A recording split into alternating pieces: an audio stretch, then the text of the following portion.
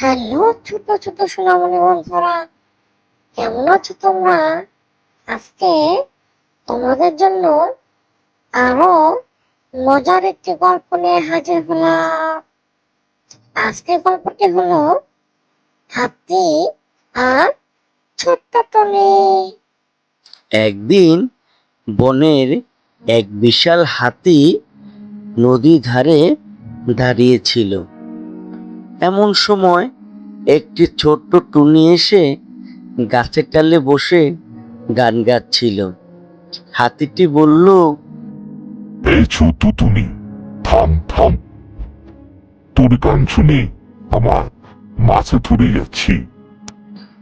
টুনি তখন হেসে দিয়ে বলল, গান শুনলে কারো মাথা ঘোরে নাকি? গান শুনলে মন ভালো হয়। হাতি তখন রেগে টুনির গাছে ধাক্কা দিল। গাছ থেকে টুনির বাসা পড়ে গেল।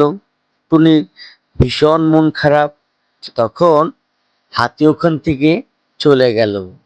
তার বেশ কিছুক্ষণ সময় পরে টুনির বন্ধু মৌমাছি ও ব্যাঙ এসে বলল, এসো আমরা হাতিকে একটা শিক্ষা দেই।